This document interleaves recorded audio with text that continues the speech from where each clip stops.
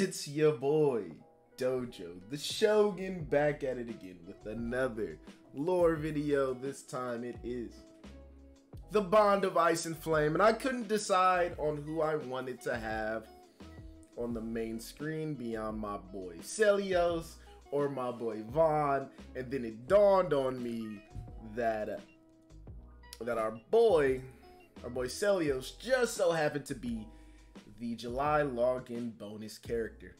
And as history has shown, whoever the character is, they normally get a shift. So I was like, oh, well, I am doing this video now. It only makes sense. Hopefully he's getting his shift next week or this week coming up, because today is Sunday. So I'm definitely trying to get this video out before we get the unit reveal, which it should be happening on Tuesday, I believe. If the timeline says it's going to be happening on Tuesday. So I definitely wanted to get this out Monday, which would be when you all are watching it. I'm recording this on Sunday and editing it so that I have a full day. It is currently 12 p.m. So this gives me, just enough time to, well, not just enough, more than enough time to fully edit it and flesh it out. And, I'll be excited, and you guys will see why near the end. So, yeah, that's pretty much my intro right there. Right, real nice, swift, to the point. So without further ado, let's get into it. And funnily enough, this was actually supposed to be the second video. The first video was supposed to be the duality of Melza, which the thumbnail that you guys are seeing right now isn't the finished one. I'm still editing it because there's a lot going on. But when I saw Celios pop up, I was like, oh no, Melza, I'm gonna have to push you back a little bit more than I already have.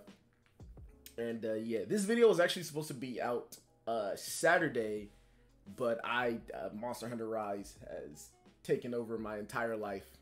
And yeah, so yeah, we're gonna get into it. There's a lot of information to go over. We have 2 arcs and 2 units, stories that we actually have to go through. And so what we'll be doing is we'll be going through Icy Guardian. We'll be reading that story. Then we'll be going through Flame Swordsman, Bond, and then we'll be ending it off on Celios. And we'll be obviously making connections as we go through. So yeah, without further ado, let's begin. Winter Wonder Kid. Celios, Knight of the Mordanian Kingdom, is commonly known for accompanying the White Knight Melza on her quest to defeat the God of Ruin. From the tales of that time, people came to call him by such epithets as the Ice Emperor and the Icy Guardian. His swordplay was supremely refined during his time in Mordana, overshadowing that of even his master Melza. Among the anecdotes of Celios' time in Mordana is the following. Immediately before becoming a knight, Celios accompanied his friends into a certain forest, where they played a variety of games. On their way home, the group had the misfortune to encounter a beast. While his friends were paralyzed with fear, Celios grabbed a stick from the ground and stepped toward the creature. The beast attacked again and again with its razory claws, which Celios agilely parried. When the beast was momentarily careless, he countered without missing a beat. Realizing that there was no way he could win, the beast lost its will to fight and fled. Celios was wholly unharmed and succeeded at protecting all of his friends. He was only 13 years of age at the time. The following day, one of the friends asked Celios a question, which was, "Weren't you afraid?" This is how he answered. "I have trained myself to become a knight, but if I had been killed there, I would have never been able to grow into a man. It seems, though, that I do have what it takes to become a knight. I almost feel grateful to the monster that made it that clear for me. To me." Chapter 2, Heroes' Tales. One indication of the White Knight Melza's endearness are the many heroic legends featuring her, some of which are based on historical fact, and others which are generally the invention of later generations. Similarly, a plethora of tales have been spun about Melza's compatriots, Celios and the Swordsman of Flame, aka our boy Vaughn. On account of his concern with propriety, Celios was particularly beloved by women, and he was portrayed in a variety of romantic scenarios. Incidentally, most fictional tales about the Swordsman Aflame are swashbuckling adventures for young men, which suggests a contrast between the two knights that is borne out by historical records. Of those tales that feature Celios as their main character, Blue Eye Serenade by Shirus. I've practiced this name so... Oh, wow, that was bad. I've practiced this name so many times. So, I'm sorry if I'm pronouncing this wrong. Shirus is consistently regarded as the magnum opus. The story traces Celios' pursuit of his liege Melza from Mordana onward. Before long, a feudal lord invites Celios to his manor, and during his stay of several days, Celios finds himself receiving affection from the lord's daughter. Telme. According to Celios' plans to leave the manor that following day, Telme could almost feel her heart rend in two. Celios, you must know that my heart is... Telme rushed to Celios, throwing himself into her arms. Sensing her warmth and scent, her body pressed against his, Celios for a moment almost embraced her. However, he knew that would have been unacceptable, as he had a mission that he needed to prioritize above all else. He must find his master Melza and work beneath her. Lady, tell me. Reluctantly, as if trying to push away heartbreak, Celios placed his hands on Telme's shoulders and pushed her away. I am in the midst of a journey to seek my master. I have no time to think of anything else. Blank stare. Telme was unable to speak a word. She knew from the beginning that Celios would reject her on account of his mission. That, in fact, is why she came to care for him in the first place. She took another step away from him and spoke. When your mission is complete, please, return to this manor. Celios, unable to answer, looked down at the floor. Seeing this, Telme, smiling sadly, opened her mouth to speak again. That wasn't very nice of me to say, was it? It's been a pleasure to meet you, Celios. Without waiting for a response, she turned back and left silently. Excerpted from the final chapter of Blue Eye Serenade, Day Before Departure. Celios is a player and a simp. All in one. Man is a player and a simp. All in one. And it bothers me so much. Man, listen. What they don't know won't hurt. Don't. No, that was a joke. That's a joke. Don't listen to me. On to chapter 3. Deleuze's book, Ice and Black Flame. Lougsean Warriors centers on Celios, and it's exceptional even among related works. The reason for this is that the woman who falls in love with Celios is a warrior in the army of the god of ruin. While the volcanoes of Mulberry were erupting, Celios and Amelia locked swords, each of them entirely sincere about their attempt to defeat the other. But all the same, their blade work seemed recent. Why do you appear before me? If you had never shown yourself, I would have been able to slay humans for Lougseus' sake, without a second thought. She seemed to half scream those words. Celios, however, had no response for them. He was the one who asked Amelia to stop slaughtering mankind. She felt at a complete loss, anywhere other than in the army of Lougseus. But still, for you, I feel so. An anguished expression on his face, Celios reached his hand out. Amelia brushed it off and moved away. Stop! You've already been too kind to me. Excerpted from Ice and Black Flame, Lougsean Warrioress, Chapter 4, Locking Blades, Opposed Emotions. Chapter 4, A Portrait. Celios became a legendary figure in the tales of later generations, but the historical Celios was known to be a handsome figure popular among the opposite sex. It seems that this didn't concern him, however, since his single-minded devotion to Melza gave him no room for women in his heart apart from her. Simp. All the time.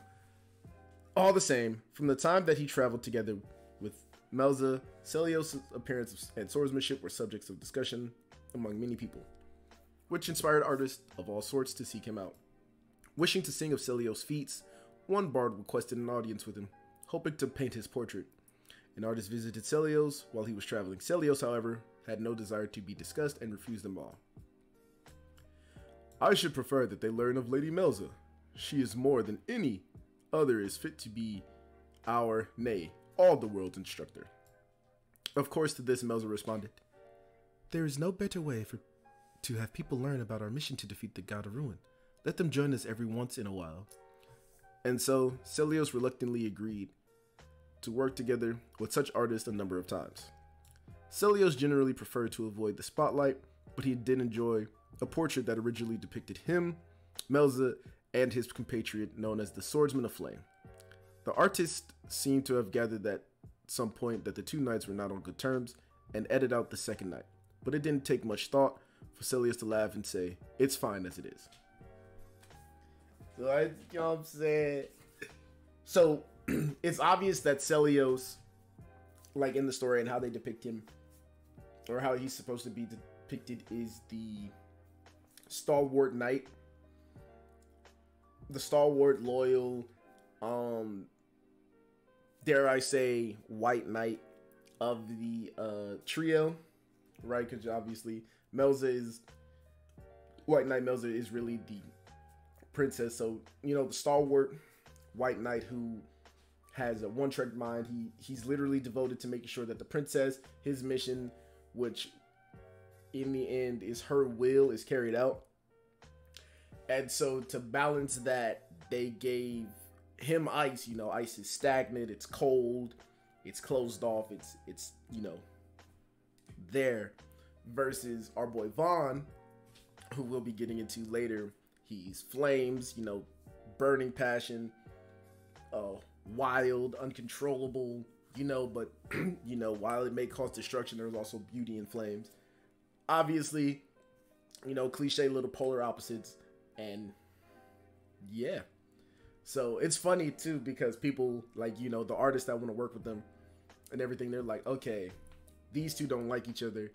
And even though, you know, if you watch some of the cutscenes, Celios does actually like give Vaughn like strife. Like if you've done the Chronicles, and when Celios ran off to go evacuate a village, he was glaring daggers at Vaughn, and Vaughn was like, yeah, man, if he's entrusting you to me, blah blah blah.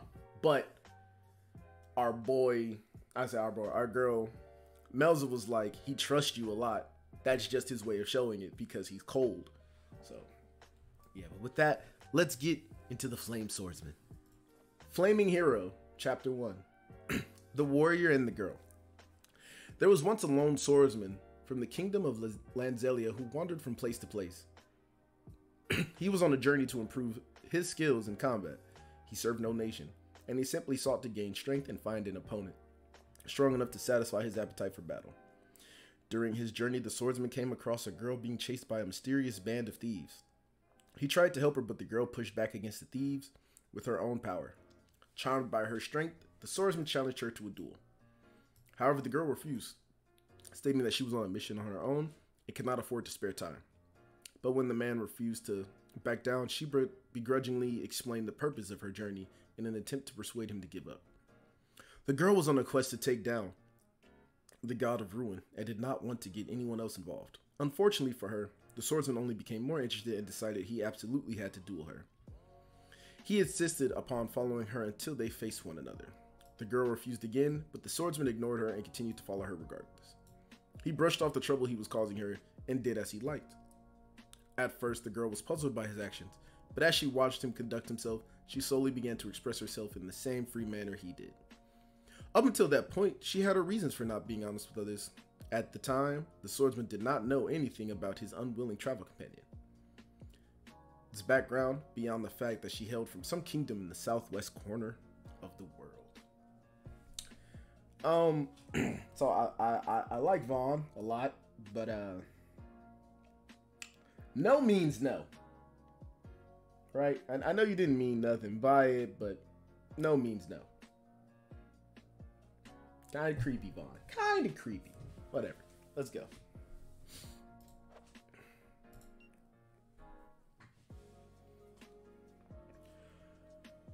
Chapter 2. The Warrior's Record. Before the swordsman met her, his military prowess had been well known throughout the continent. He first made a name for himself as a swordsman when he defeated a beast in a snowfield. The continent of Granzelia, and particularly the kingdom of Granzelia, had been well known for its cordial human-beast relations, but at that time, strong monsters had been oppressing those weaker than themselves, while humans had been proactively protecting the weak.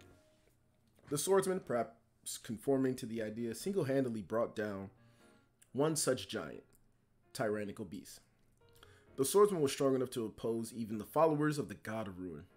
Though he could not kill them, he was known to have successfully repelled the God of Ruin's forces when they invaded a certain kingdom. One conspicuous thing about his military record was that he used his strength for the sake of others. However, his end goal was strictly to improve his own strength. Afterward, he challenged and defeated an influential person in the kingdom. His victory against someone so famous earned him even more renown. But as his opponent commanded a considerable military force, this battle would have lasting repercussions. So, they gave Vaughn the cliche guy who's just wandering around looking for strong people. He has that, I'm not even say Baki or Yujiro mindset, but, you know, he just wants to improve himself. At the end of the day, that's his goal, to improve himself. So, as far as he's concerned, the only thing that's in front of him is his goal, right? So, we find out later, you know, everything, but I don't like how they don't refer to him as Vaughn, so I might end up saying Vaughn, like, through here. But yeah, nah, homie's a problem. He was strong enough to fight, you know, like I said, the God of Ruin's forces, but not able to kill them. Which, I'll be honest, it doesn't feel like you kill them since they're like infinitely spawning. So, when they say repel, I feel like, you know, they're just saying that, you know, when they disappear, they just go back to whatever ether or whatever they're made out of, and they just come back again. But yeah, let's keep going.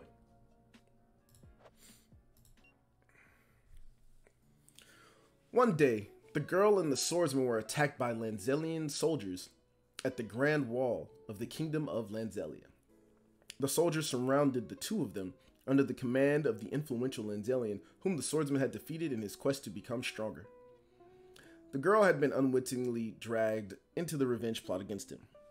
While the soldiers weren't too strong individually, they severely outnumbered the two travelers, who were subsequently separated in the fray. Nevertheless, the swordsman struck down soldier after soldier as he headed back to the girl. When he finally found her again, a lone knight blocked his path.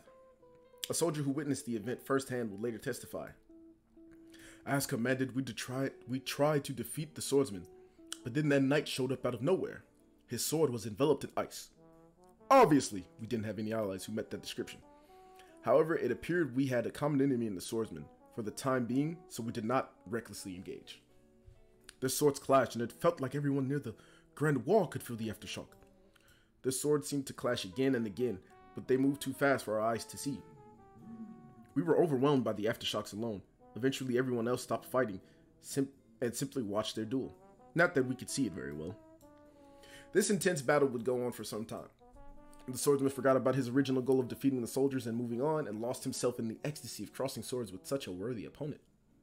By contrast, the knight's sword was pointed at the swordsman in rage. These polar opposite emotions collided in a battle of life and death. What finally brought an end to the battle was none other than the girl who had been traveling with the swordsman. She wedged herself between the two warriors and rebuked them both. The surrounding soldiers could only watch, awestruck, as the three of them departed the grand wall. Them boys was going crazy. So obviously the soldier in ice, blah blah blah, polar opposites.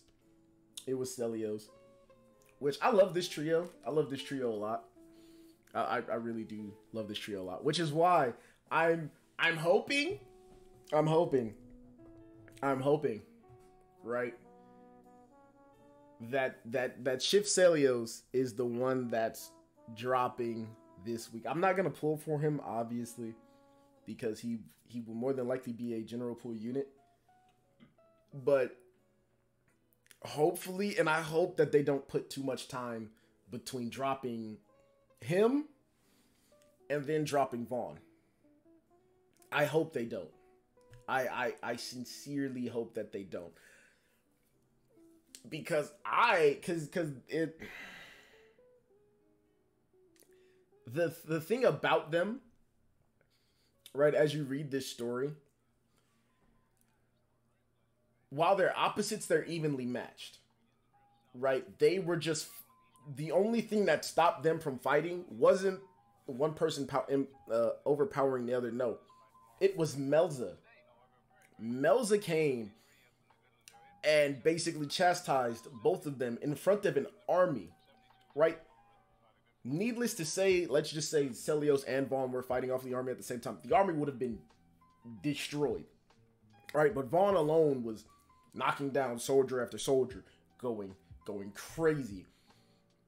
And the only person that matched him, like, they don't tell us how long Vaughn was fighting, but if you've swung the sword before, even if it's fake, you know it takes energy. So for him to be able to keep up with Celios, for them to be able to clash, and the only thing that stopped them was a girl basically calling them both stupid and chastising them. I hope that they release them. I want them to be released back to back, specifically so that they could keep the whole thing of them staying on par with each other. That is what I want specifically. So yeah, let me keep going. That's enough of the nerd.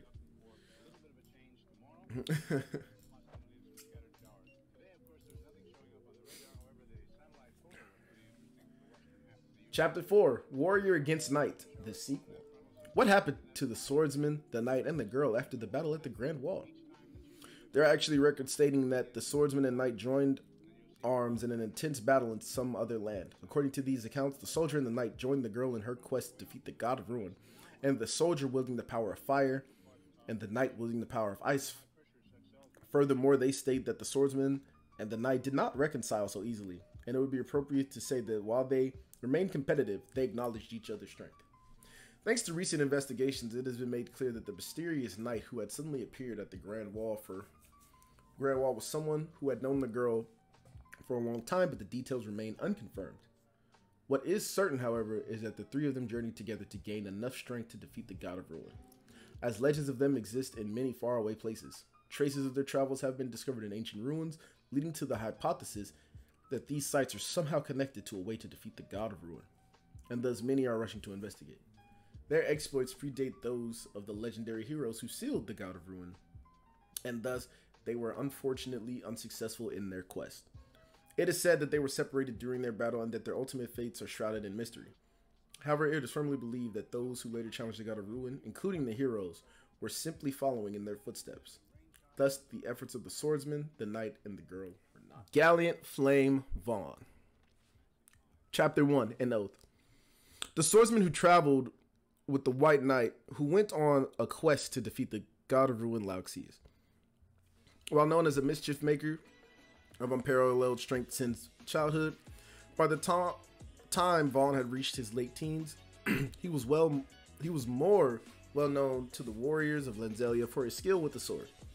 Seeking to increase his strength, he set out on a quest to find strong warriors to train under. While there are many tales of Vaughn's time as a traveling swordsman, none of them are as famous than the story in which Vaughn freed the snowpockles of the Granzelia snowfield from a giant beast that tormented them.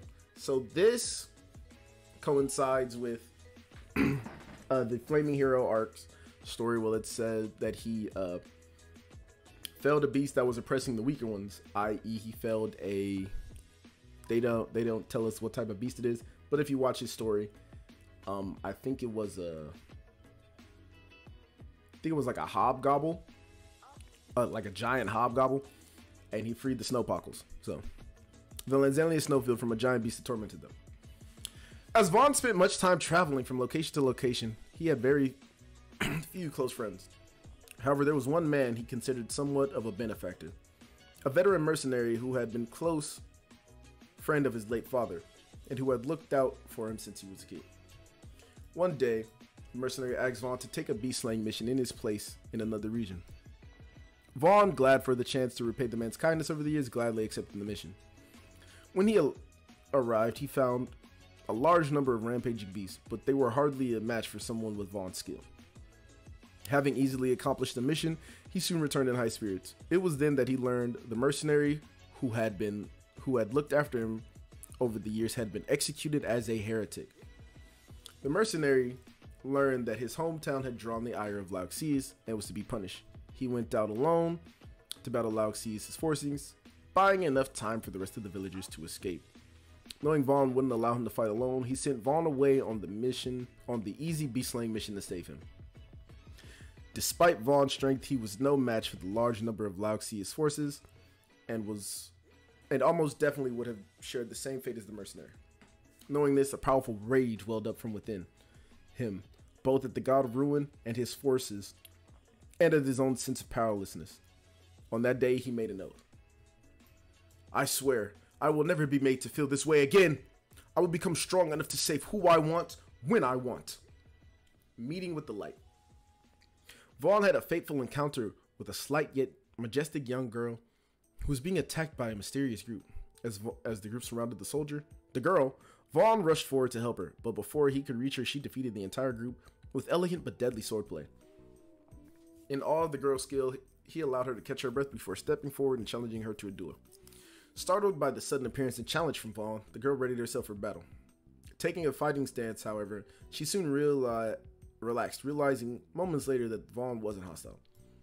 She declined the duel, telling Vaughn that she was on a quest to save the people from the god of ruin's tyranny and would only use her sword to protect others. Vaughn was astonished and impressed by the girl's lone crusade, and he felt immense respect for her quest. It was then that he realized he felt what she felt. Her quest was his quest. Without a pause to think, he responded, "If that is your quest, then I will join you." To Vaughn, the god of ruin and his followers were despised enemies that had murdered the person whom he was closest. Such a quest was exactly what he wanted, and maybe once it was done, he could have a duel with this girl. The girl, shocked by the sudden offer, and refused Vaughn's request, not willing to put him in danger. However, he was persistent and refused to give up. As the girl continued to travel, he traveled with her despite her protest. Eventually, recognizing his value, coming to understand his motive, the girl accepted Vaughn as her companion. They learned much from each other, and in time, he became one of her most trusted allies. It was the Grand Wall of Granzelia that Vaughn first encountered the man who would become his lifelong rival. A group of soldiers led by an influential man in Granzelia who held a personal grudge against Vaughn had surrounded the two travelers. It was then that a knight wielding a sword of ice dashed into battle, dispatching soldiers in an instant. "Who are you?" Normally, Vaughn wouldn't be surprised by an opponent, but he could sense something different from this knight. He could tell that the knight was a warrior equal in skill to the girl and himself, and that he seemed unusually hostile towards Vaughn in particular. Their eyes locked for only a moment before Vaughn's flaming sword clashed with the knight's sword of ice. "Just as I thought." From the first strike, Vaughn was sure of his assessment of this knight's strength.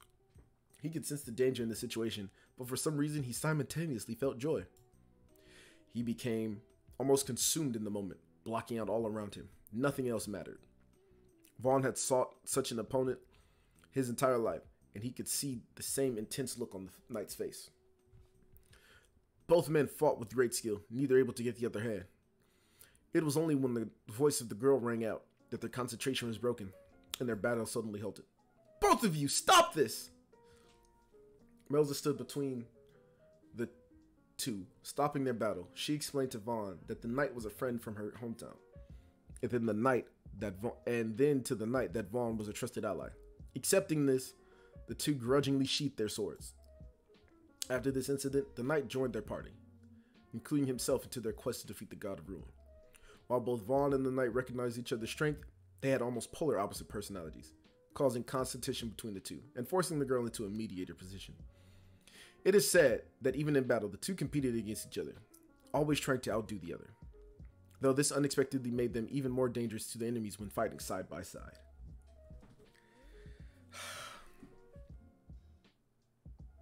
Healthy competition. Healthy competition. Enough said. Here we go.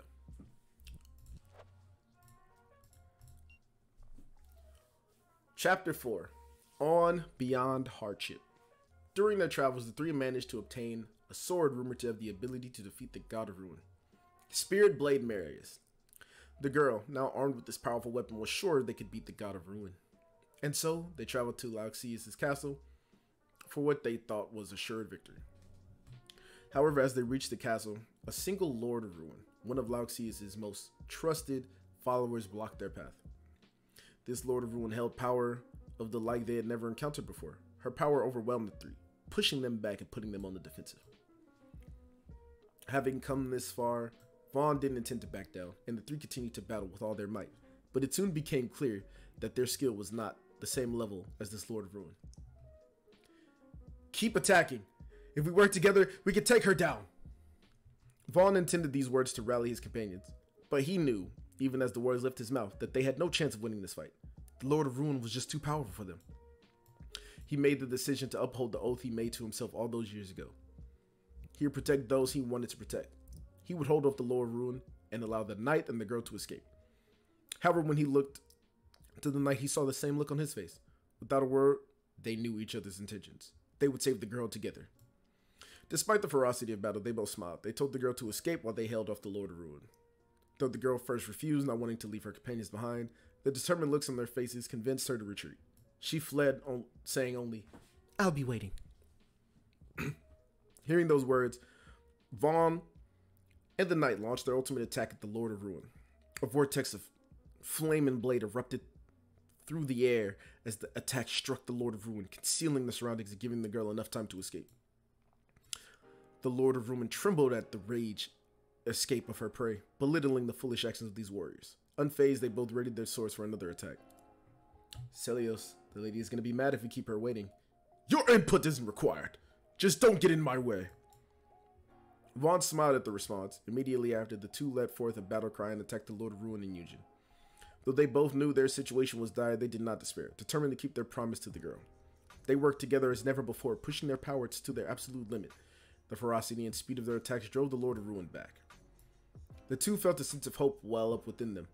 They were almost sure that they could triumph. However, it was then that the two were suddenly struck by a powerful blow, smashing them into the ground. They looked up to see the Lord of Ruin approaching, her heavy footsteps on the ground. They attempted to stand, but both were unable. The Lord of Ruin approached the two immobile soldiers, picking up their fallen swords. She then spoke in a voice completely devoid of emotion. I had never imagined I'd need to show this form to you. You've done well for mere humans. But alas, my dear friends, the time for games has ended. You will die in regret of this heresy against the Lord Lougseus. The two looked towards the Lord of Ruin in defiance, only to see that she had taken an ominous new form. She'd raised her swords in mockery, channeling an immense amount of magical power into the blade. Still, Vaughn refused to accept defeat. I'm not going to die here. She's still waiting.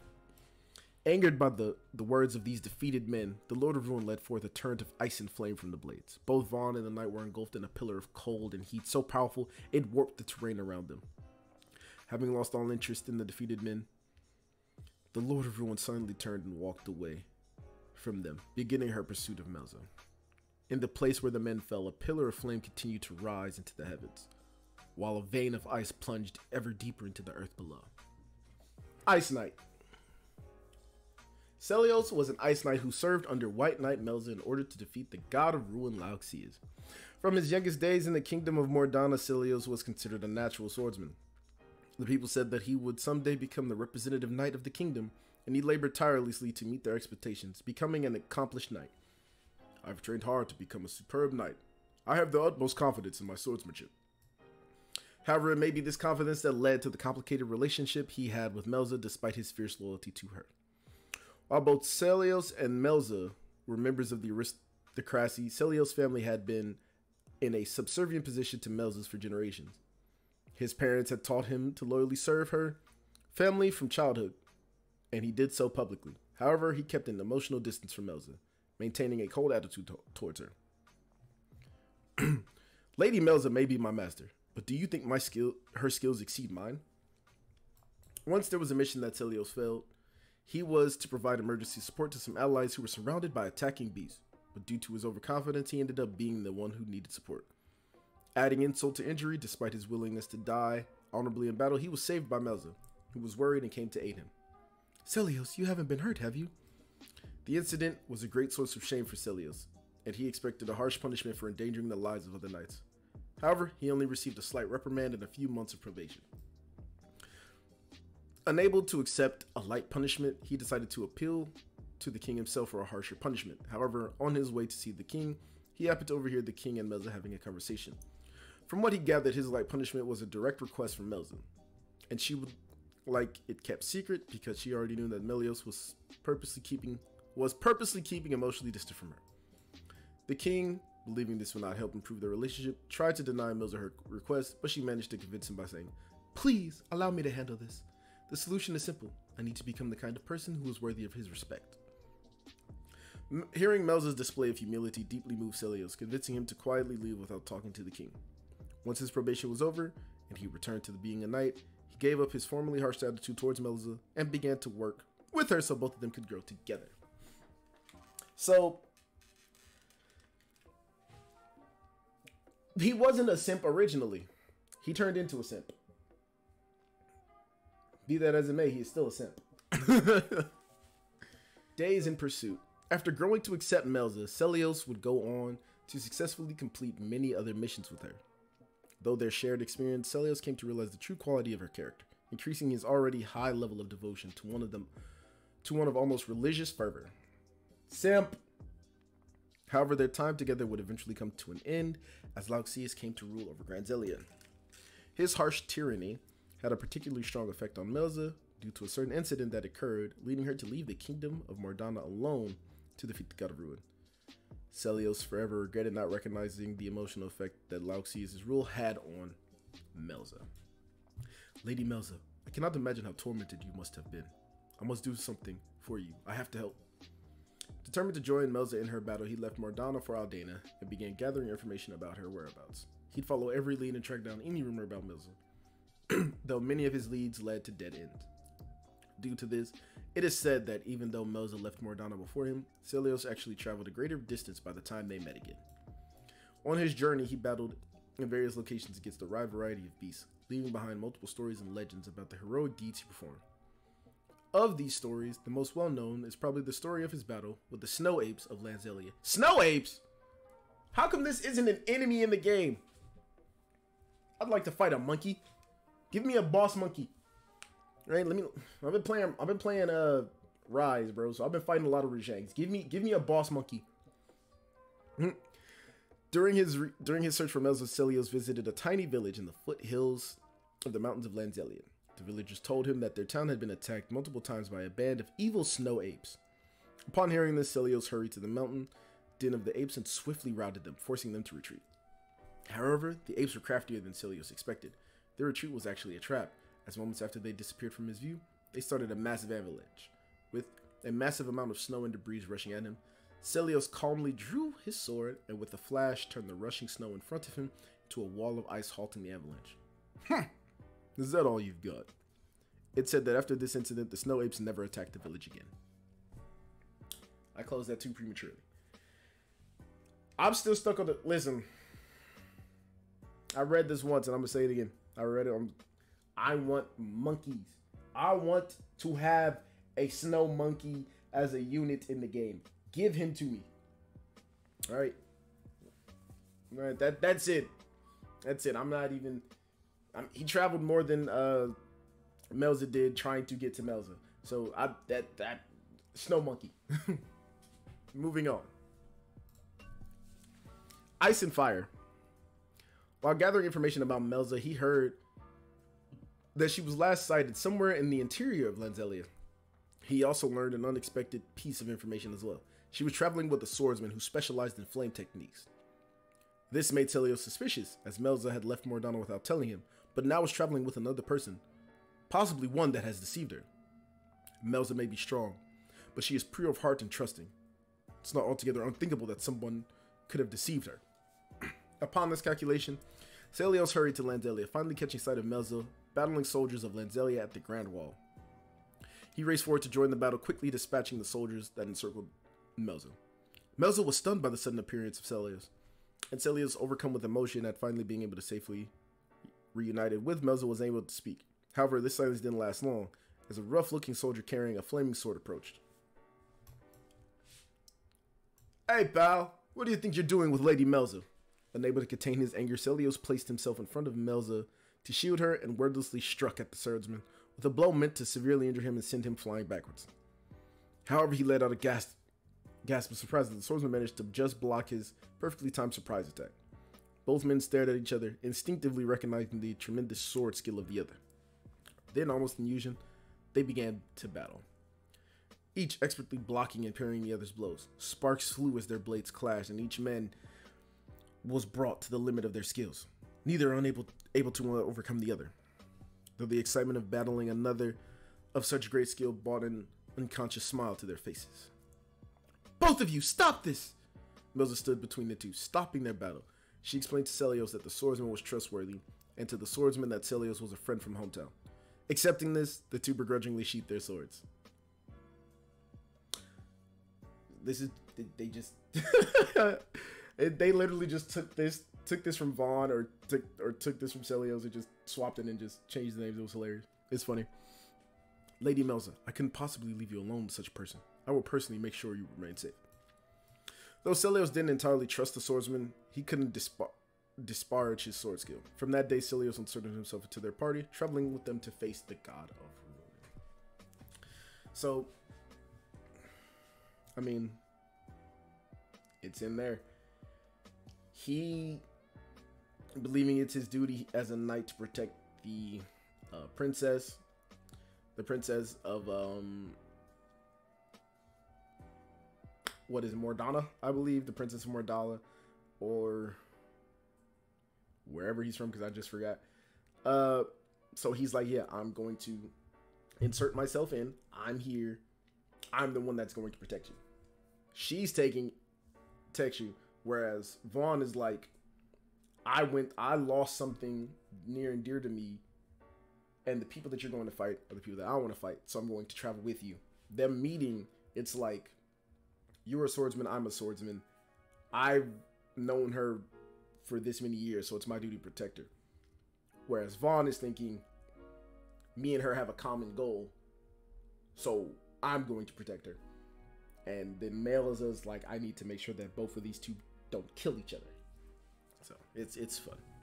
Having gained the power to defeat the god of ruin, Melza and her party finally made their way to Lougseus' castle. However, once they found a solitary woman blocking their path, one of the 4 lords of ruin. They pounced upon her, but soon realized that though they outnumbered the lord 3 to 1, they could barely hold their ground against the onslaught of attacks. "I'll hold her off. Get Melza to safety." Upon saying this, his eyes met with the flame-wielding swordsman whom he'd been traveling with. They knew almost instantly that they both had the same idea, but with a nod, they decided what would come next. "Melza, we'll hold her off. We'll give you time to escape. Please go. We'll handle the rest ourselves." Both swordsmen had decided to fight in coordination with each other so that they could save Melza. At first, Melza refused to leave her 2 friends behind, but seeing the determination in her eyes, she relented. "I'll be waiting," she said before taking her chance to flee. Once the 2 swordsmen confirmed that Melza had managed to safely escape, a sense of relief came over Celios. The same feeling was written over the face of the swordsman as he spoke. "It's now or never, pal. Don't screw this up." "Same goes for you." Celios and the swordsman fought in union. Their shared goals and determination were able to drive back the Lord of Ruin. Together, with a single powerful coordinated attack, they managed to knock the Lord of Ruin off balance. Sensing this opportunity for victory, Celios and the swordsman moved to deal a fatal blow. However, just before doing so, they were blown backwards by an enormous power emanating from the Lord of Ruin. "I never imagined I'd have to show this form to you. You've done well for mere humans. But alas, my dear friends, the time for games has ended. You will die in regret of this heresy against the Lord Lougseus." The Lord of Ruin, in her new sinister form, managed to disarm both men in a matter of seconds. She then let forth a deluge of magic at both men. They both realized the attack was coming, but neither could avoid it. However, Celios did not despair. "I live on with Melza. As long as she survives, so too do I." It was then that the magic of the Lord of Ruin was unleashed, swallowing both swordsmen in a tremendous whirlpool of ice and flame. How much time has passed since then? Celios awoke to agonizing pain throughout his body. He lay on a cold stone surface, engulfed in darkness. All he knew for sure was that somehow he managed to survive. He then stood up and began searching his surroundings, saying so himself. Where could that idiot be? Surely he wouldn't have fallen to such wounds as these. Which leads me to say, right? Go back. Which leads me to say, right, that we're getting his shift form and that they survived. Right? Celios survived. He survived an encounter with Degaro, the Dami Mommy herself. Right? And I hope Vaughn did too, because he said, where is he? Right? So I'm hoping that that doesn't mean that, you know, Vaughn just, you know, up and died on us. Right? I'm really hoping that, you know, that there's like a part 2, which is why I'm saying this would be a great anime. I'm hoping that, you know, they came through together, and it's just so much to talk about. Right? It's the fact that, one, this is, I believe, technically this would be the first time, quote unquote, if we're going in order, that we've met Degaro, right? So Kyle, so the main cast right now, Kyle and friends.